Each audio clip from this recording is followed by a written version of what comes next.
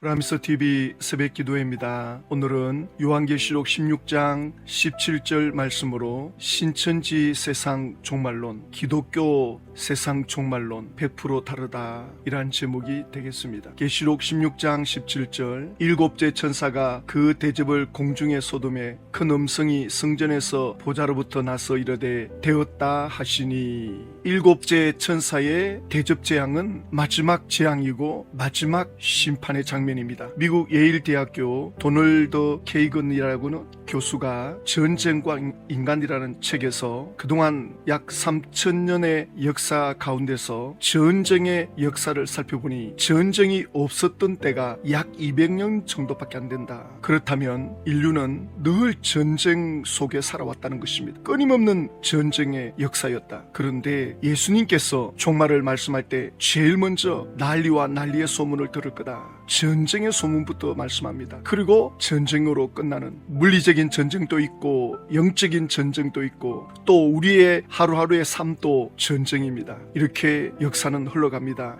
그리고 그 전쟁으로 역사는 끝이 나게 될 것입니다. 이것이 성경이 말씀해 주고 있는 종말입니다. 신천지 지파장은 일곱째 천사가 대접 재앙을 공중에 쏟았는데 이것이 유재열 장막성전 또 거기에 들어온 청지교육원 그들을 대상으로 하는 재앙이다 이렇게 설명하고 있습니다. 빌립 지파장이 설명하는 거 보십시오. 공기 중에 쏟는다는 것은 풍문, 언론기관을 통해 배도자와 멸망자들의 진상을 알리는 것을 의미하는 것입니다. 여러 곳으로 전해지는 것이죠.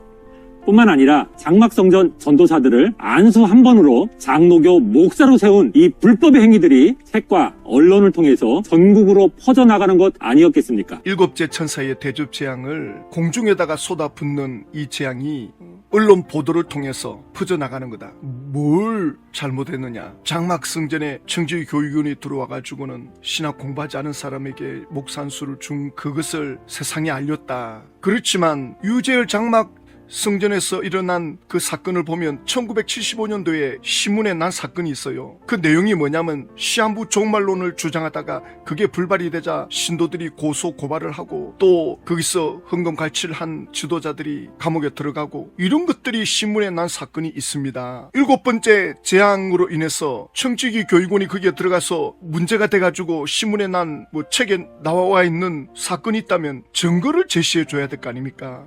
아무런 증거도 없이 그냥 일방적으로 말하고 있습니다. 청지기 교육원의 대표가 되는 오평호 목사님은 전혀 그런 일이 없었다. 법정에서 그렇게 말하잖아요. 그리고 일곱째 천사가 그 대접을 공중에 쏟을 때 성전에서 하나님의 음성이 들려지죠. 그럼 이 성전은 어떤 성전이냐? 신천지 예수교 정거장막 성전이라는 거죠. 그러면 이게 뭐가 문제가 있느냐면 장막 성전이 심판으로 끝이 나고 난 뒤에 정거장막 성전이 등장하는데 정거장막 성전이 그러면 미리 있었단 말인가? 이것도 말이 안 되죠. 이 일곱째 재앙이 공중에 재앙을 쏟아 부었는데 이게 어떤 재앙이고 어떤 심판인지 17장 18장에 나온다고요. 그러면 이 재앙이 다 끝나야 신천지가 시작되는데 장막 성전의 심판이 끝나지 않았는데 정거장막 성전에서 하나님의 음성이 들려졌다. 이게 맞지가 않아요. 그래서 신천지 종말론 시간 순서로 제가 정리를 해보는데요. 이게 말이 안 돼요. 그래서 말이 안 되는 걸 말되게 하려면 억지로 지어 짜내야 되잖아요. 그러니까 아니 말도 안 되는 설명을 하시나 저를 탓하지 마시고 저는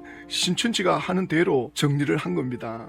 시간 순서로 보면 신천지가 시작되기 전 1984년도 이전에 유재열 장막성전 또 거기에 들어간 청지교육원이 배도 멸망으로 끝이 납니다. 그리고 신천지가 1984년도 시작되잖아요. 그러다가 2022년 14만 4천이 완성됐다. 그리고 1984년부터 천년왕국이 시작됐습니다. 신천지는. 그리고 희무리는 지금 진행 중이다. 이게 지금 계시록 7장이거든요. 자, 그리고 이제 남아있는 건 바벨론 심판 그리고 육체 영생 남아있다. 연도수로 보면 지금 이런 식이 됩니다. 자, 그리고 그럼 우리 개신교의 종말론은 어떠냐? 계시록 1장, 2장, 3장, 4장, 5장까지는 AD 90년 사도 요한이 현장에서 경험하는 사건입니다. 이건 역사적 사건입니다. 언제 어디서 누가 어떻게 왜 이 육하 원칙이 계시록 1장부터 5장까지는 그대로 적용이 돼요. AD 90년에 있었던 사건입니다. 자, 그리고 예수님의 재림의 징조와 재림의 상황을 여러 관점으로 지금 보여주고 있습니다. 6장에서 7장, 8장에서 11장, 12장에서 15장, 또 16장에서 18장, 19장, 그리고 20장부터는 예수님이 재림하신 후에 이제 심판으로 끝이 나는 그 내용을 결론에 가서 보여주고 있습니다. 그러니까 우리 개신교는 우리가 지금 어느 시점에 있느냐, 계시록 몇 장이었느냐, 우린 지금 예수님의 재림을 앞두고 있다. 어떤 나라는 계시록 6, 7장을 경험하는 나라가 있을 거고, 어떤 나라는 계시록 12장에 이 짐승들이 일어나가지고 핍박하는 공산주의 같은 나라는, 또 중동에 예수 믿는 사람을 잡아 죽이는 나라가 있고, 또 거짓 선지자들이 일어나서 적그리스도들이 미혹하는 그러한 나라들도 있을 것이고, 그러니까 나라마다 시대마다 현상이 다 각각 다르게 나타나는 거예요. 이 모든 것들이 재림의 징조를 말씀해 주고 있는 거죠. 그러니까 이걸 가지고 네 사이클로 진행되고 있다. 그러니까 오늘 주님이 재림에 오셔도 하나도 문제가 안 되는 거예요. 왜냐하면 지금 전쟁으로 끝이 나는 그런 나라들도 있거든요. 완전히 끝장나는 기후변화로 또 재난으로 끝을 보는 그런 환란을 겪는 나라들도 있거든요. 그러니까 개신교는 계시록을 이렇게 시간적으로나 계시록 순서로나 이렇게 풀고 있습니다. 그런데 신천지는 이 종말론을 말하면서 초기의 실상 도표를 보면 1966년도 유재열 과천의 장막 성전이 시작됐다. 그게 일곱머리 열불 그 짐승들이 들어와가지고, 그러다가 이제 신천지 총회장이 1980년도에 안수받고 3년 6개월 동안 배도 멸망이 이루어졌고 1984년부터 신천지가 시작됐다. 이렇게 설명하거든요. 자, 그럼 이거를 다시 신천지 계시록으로 풀어봐야 되겠죠. 신천지 계시록으로 순서를 풀면 어떻게 되느냐. 신천지가 시작되기 전에 배도 멸망이니까 계시록 17장까지 다 이루어져야 돼요. 지금 오늘 읽은 계시록 16장도 배도 멸망이잖아요. 배도 멸망 후에 신천지가 시작되잖아요. 그러니까 신천지가 시작되기 전에 이미 계시록 17장까지 다 성취가 됐어요. 신천지 계시록으로 풀면 이렇게 되는 거예요. 1984년도가 예수님이 재림하는 때니까 이때가 또 계시록 1장이 되는 거예요. 제가 신천지 강사한테 물어봤습니다. 계시록 1장에 예수님 재림이 신천지 사건이냐? 신천지 사건이라 그러더라고요. 계시록 1장에 예수님의 재림부터 시작된다 그러더라고요. 그럼 이게 뒤죽박죽이잖아요. 그리고 계시록 6장에 장막 성전이 심판받잖아요. 그럼 이때가 1984년 이전이거든요. 그럼 이게 말이 안 되잖아요. 1984년도에 예수님이 재림하고 계시록 1장이 시작되는데 다시 6장으로 가니까 장막 성전이 심판받는다. 그럼 이때가 언제냐? 84년 이전. 그러다 또 2022년도에 14만 4천이 완성됐다. 이게 계시록 7장 아닙니까? 그리고 또 흰무리는 진행 중이다. 앞에 말 다르고 뒤에 말 다르고. 제가 이런 걸 신천지 강사한테 물으면 대답을 안 해요. 그리고 당신이 모르면 집화장에 가서 물어봐라. 왜 집화장에 가서 왜 못 물어보느냐? 제가 그렇게 말합니다. 그러니까 본인들도 알고 있죠. 이게 뭐가 안 맞다는 거. 그러나 이미 자기는 믿고 들어왔기 때문에 일단 한번 끝까지 한번 가보자. 얼마나 마음이 불안하고 두렵겠습니까? 계시록 16장 17절에 일곱째 천사가 대접을 공중에 쏟을 때 하나님의 성전, 이건 이제 천국에서 나오는 말씀을 말씀하는 거죠. 이제 다 끝이 났다. 이제 심판은 끝났다. 그러니까 이 말씀은 하나님께서는 심판을 미루실 수는 있지만 결코 잊어버리거나 포기하지 않는다는 뜻이죠. 이제 되었다는 이 말씀은 두려움 동시에 위로의 말씀이 됩니다. 불의가 난무해도 하나님은 반드시 심판하시며 정의는 반드시 이루어진다는 약속입니다. 하나님의 심판이 있구나. 여기에 대한 확답을 받게 되는 거죠. 자, 그러면 이렇게 세상은 끝이 나는데 또 우리 인생도 끝이 있는데 그럼 우리는 어떻게 해야 되느냐? 이게 중요한 거죠. 이 시대가 이렇게 흘러가고 있는데 우리는 어떻게 해야 되느냐? 라고 할 때 말씀해 주신 내용들이 많죠. 마태복음 24장 14절에는 이 천국 복음이 모든 민족에게 증언되기 위하여 온 세상에 전파되리니 그제야 끝이 오리라. 아, 복음이 끝까지 전파되면 이제 끝나는구나. 그래서 성령께서 하나님의 사람들을 통해서 이 복음이 땅끝까지 전파되도록 역사하고 있는 거죠. 그러기 위해서 우리는 어떻게 하는가? 에베소 5장에 때를 분별해라. 하나님의 뜻을 분별해라. 세월을 아끼라. 그러면서 성령의 충만함을 받으라 말씀하고 있죠. 또 베드로후서 3장에는 9절에 오직 주께서는 너희를 대하여 오래 참으사 아무도 멸망하지 아니하고 다 회개하기에 이르기를 원하시느니라. 아, 하나님은 모든 사람이 회개하고 구원받기를 원하시는구나. 그래서 할 수만 있으면 복음을 깨닫고 예수님께로 돌아올 수 있도록 회개해야 되는구나. 제가 신천지 강사를 이번 주에 이 말씀하면서 죄로 따지면 베드로가 가룟 유다보다 더 큰 죄를 지었다. 베드로는 3번씩이나 예수님 앞에서 부인하고 심지어 저주를 했다. 베드로가 예수님을 저주했다. 이건 엄청난 거 아니냐. 가룟 유다는 그 정도는 아니었다. 그리고 가룟 유다는 언30에 예수님이 어디에 있는가를 가르쳐준 그것으로 인해서 그는 양심의 가책을 느끼고 괴로워하다가 자살을 했다. 죄는 베드로가 더 크게 지었는데 예수님은 베드로에게 찾아가서 와서 너가 나를 사랑하느냐? 내 양떼를 먹이라. 그렇게 말씀했다. 이게 무슨 차이냐? 가룟 유다는 회개를 하지 않고 반성을 했다. 베드로는 회개를 했다. 그러니까 반성하고 회개의 차이가 뭡니까? 그래요. 회개는 예수님께로 돌아가는 거다. 하나님 앞에서 그 죄를 깨닫고 예수님께로 돌이키는 거다. 베드로는 자기가 예수님을 저주까지 했지만 그렇게 죄를 지을 수밖에 없는 그 상황, 그것이 괴로웠고 그래서 끝까지 남아 있었고 예수님이 부활했다는 소식을 듣고 무덤에 제일 먼저 들어간 사람이 베드로다. 이게 그가 잘못했다는 걸 깨닫고 예수님을 다시 찾고자 하는 그의 그 삶이 회개 아니냐. 가룟 유다는 예수님을 찾지 않았다.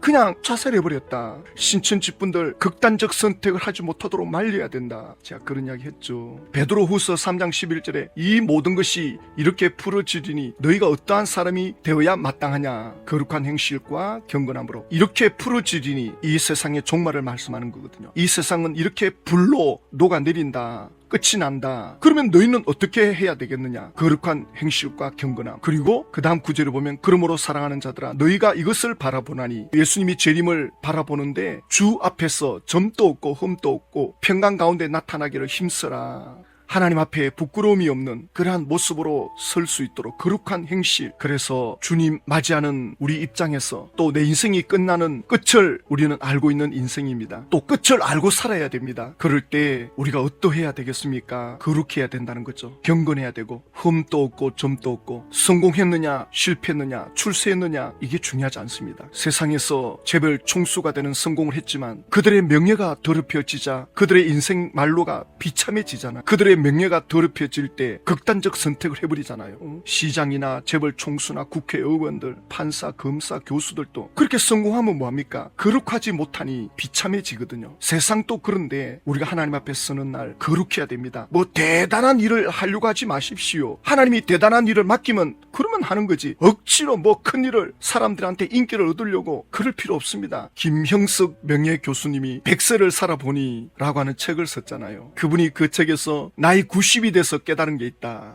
사랑하며 수고한 것이 내 인생의 행복이었다. 이걸 깨닫는데 90년 걸렸다. 이렇게 말하더라고요. 사랑하면서 수고하는 거. 거기에 행복이 있다. 사랑의 수고에 행복이 있다. 사랑하면서 살아가는 인생, 최고의 인생입니다. 그러니 세상적인 것에 너무 목매시면 안 돼요. 우리는 언젠가 끝이 날 겁니다. 그리고 하나님 앞에 서는 날이 올 것입니다. 하나님은 우리에게 뭘 물어보겠습니까? 무엇을 가지고 우리를 상을 주시겠습니까? 우리는 그것을 생각해야 됩니다. 그리고 마태복음 25장에 가면 이제 예수님이 심판하는 장면이 나옵니다. 마태복음 24장은 재림의 징조와 재림을 보여준다면 이제 재림에 오신 예수님이 심판하는 내용입니다. 여기서 세 가지 비유를 말씀해 주죠. 첫째는 슬기로운 처녀, 미련한 처녀. 이 비유를 보여주면서 그런즉 깨어있으라. 너희는 그날과 그때를 알지 못하느니라. 재림의 때도 우리는 잘 알지 못합니다. 그리고 우리가 언제 죽을지도 잘 몰라요. 그러나 반드시 그때와 그날은 옵니다. 반드시 이 날은 옵니다. 자, 그런데 어떻게 해야 되느냐? 깨어있으라. 그럼 깨어있다는 말이 뭐냐? 여기에 기름이 나오거든요. 성령의 충만함. 깨어있는 사람은 아주 민감합니다. 하나님의 말씀에 대하여, 죄에 대해서. 이게 성령님이 우리를 깨우시는 거거든요. 성령님께서 우리 안에서 불을 지펴주면, 우리가 깨어나면 이 영적인 것에 대해서 민감하게 반응합니다. 그래서 신앙이 성숙하면 성숙할수록 행동을 조심합니다. 말을 조심합니다. 성령의 인도를 받으려고 민감하게 행동을 하게 됩니다. 이게 깨어있는 겁니다. 그리고 두 번째, 달란트 비유를 말씀하면서 착하고 충성된 종아, 너가 적은 일에 충성하였음에 내가 많은 것을 내게 맡기리니 내 주인의 즐거움에 참여할지어다. 착하고 충성된 종, 하나님이 내게 맡긴 것이 어떠하든 간에 그걸 소중히 여기는 겁니다. 내 형편, 내 처지를 소중히 여기고 하나님이 주신 걸로 믿고 받아들이고 거기에 대해서 인내하면서 착하게 순종하면서 그 사명을 지키는 겁니다. 이게 착하고 충성된 종입니다. 그리고 세 번째는 양과 염소 비유죠. 양편에 서 있는 사람에게 지극히 작은 자 하나에게 한 것이 곧 내게 한 것이다. 지극히 작은 자, 보잘것없는 사람, 보잘것없는 사람에게 베풀어 봤자 돌아올 게 없어요. 밑 빠진 독에 물 붓기죠. 베풀어 줘도 아무 대가가 없습니다. 이게 진정한 사랑이죠. 이 양과 염소는 진정한 사랑을 말씀하는 거거든요. 어떤 사랑으로 했느냐? 고린도전서 13장에 사랑이 없으면 내 몸을 불사르는데 내줄지라도, 천사의 말을 할지라도 사랑이 없으면 아무것도 아니다. 그러면서 왼편에 있는 자들에게 이르시되 저주를 받은 자들아, 나를 떠나 마귀와 너와 그 사자들을 위하여 예비된 영원한 불에 들어가라. 신천지 총회장은 역사를 완성하기 위해서, 하나님의 나라를 이루기 위해서 오직 전도, 여기에 모든 걸 맞추고 있는 걸 봅니다. 신천지 강사하고 대화 중에 그렇게 말하더라고요. 우린 그게 역사 완성이다. 우린 여기에 힘을 쓴다. 그래서 왜 성경을 그 한 구절만 보느냐. 경건해라, 거룩해라, 그리고 사랑을 행하라. 예수님이 주신 새 계명 사랑이 있는데 왜 그걸 강조하지 않느냐? 왜 전도에만 집중하게 만드느냐? 신천지 총회장 자기 왕국을 만들려고 하는 거다. 결국 신천지 총회장은 아무것도 이루지 못하고 마귀가 떨어지는 이 불과 용봇에 갈 것입니다. 또 그를 지지한 지파장들, 강사들, 그들도 역시 돌이키지 않으면 그 결과를 초래하게 될 것입니다. 우리는 끝을 보고 살아야 됩니다. 어느 날 우리는 마지막 순간을 맞이하게 될 것입니다. 우리가 어디에 힘을 써야 되는지, 우리가 어떻게 살아야 되는지를 정확히 알고 오늘도 기도하는 것입니다. 하나님 아버지, 신천지 종말론은 신천지 총회장이 자기를 위해서 만들어 놓은 종말론입니다. 많은 이들이 여기에 미혹돼서 예수님과 반대되는 길을 가고 있는데 이 일을 막아주십시오. 신천지가 무너질 때 예수님께로 돌이키는 회개를 베풀어 주십시오. 예수님의 이름으로 기도드립니다.